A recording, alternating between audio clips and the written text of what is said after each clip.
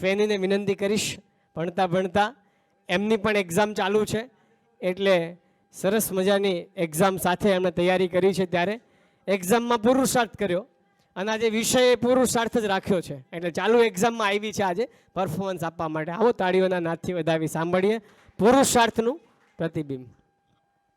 જીવનમાં સફળ થવા માટેની પહેલી શરત એ છે કે એક ચોક્કસ ધ્યેય હોવો જોઈએ. ધ્યેય નક્કી કરી લીધા પછી તેના બાદ પરિશ્રમની ખૂબ જ આવશ્યકતા રહે છે. જીવનમાં મહેનત વિના કશું જ મળતું નથી. હા, એક વસ્તુ મળે છે, ઘડપણ.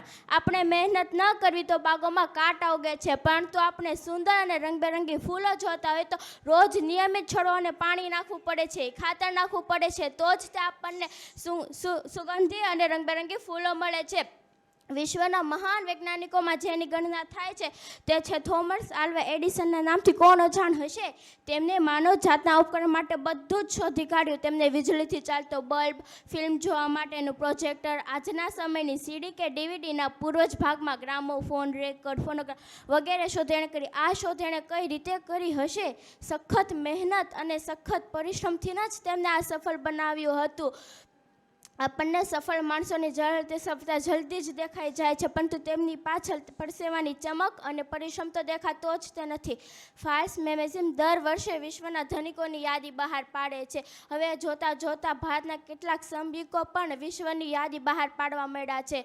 હું એમના માટે એટલું જ કહેવા માગું છું કે આ લોકો જ્યારે જન્મ્યા ત્યારે મોઢામાં ચાંદીનો ચમચો લઈને ન જન્મ્યા હતા, પરંતુ સખત મહેનત અને સખત પરિશ્રમથી જ તેમને આ સફળ બનાવ્યો. તેમાં બે જ અપવાદ છે. પહેલું જવાહરલાલ નહેરુ અને બીજું વિક્રમ સારાભાઈ. સખત ગરીબીમાંથી પસાર થતા તેઓ કદી હાર ન માની હતી.